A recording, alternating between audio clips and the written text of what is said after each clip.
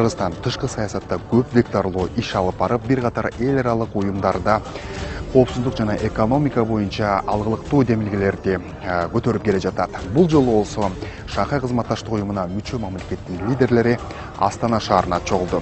Саламатсызбы, сиз президент Жапаров программасын көрүп жатасыз. Аты жөнүм Айжигит Матраимов. Биз Казакстандабыз. Аптанын өзөгү аталган саммитке чейин Ажонун Астанада маанилүү делген эки тараптуу жолугушууларынан кыскача. Биздин делегация бул конок үйгө жайгашаары менен президент Садыр Жапаров Монголиянын өлкө башчысын улагадан тосуп алды.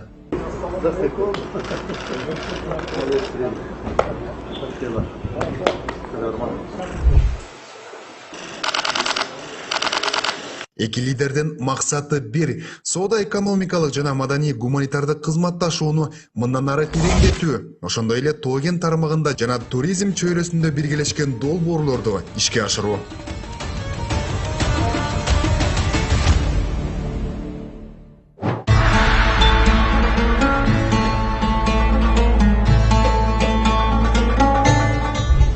Президент Садыр Жапаров Астана шаарына келери менен маанилүү делген эки тараптуу жолугушуулар орун алып турат. Алардын бири азыр мына Монголиянын президенти менен болгон болсо, азыр Астанадагы Бейжин сарайында Кытайдын төрагасы менен эки тараптуу жолугушуу мерчендерип турат.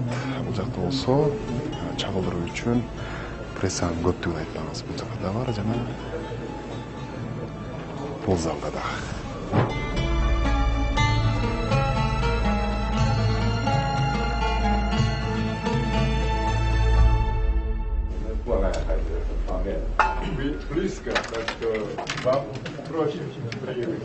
Кытай менен кылым долбоорун баштаган Кыргызстанды эми Кыргыз-Кытай чегарасында салынчу жаңы бедел өткөрмө пункту Барскон 3 Турфан Аксу автожолу курулуп коңшулукту жакындатат. Учурда Кытай тарап бедел өткөрмө пунктун жакын арада ачууну пландап жатат. Президент Садыр Жапаров бир алкак бир жол демилгесинин негизги түзүүчүсү болгон Кытай, Кыргызстан, Өзбекстан темир жолун куруу долбоорунун саясий этабы ийгиликтүү аяктаганына басым жасап, эми кийинки кадам кыйла деталдуу коммерциялык келишимди бекитүү экенин айтты.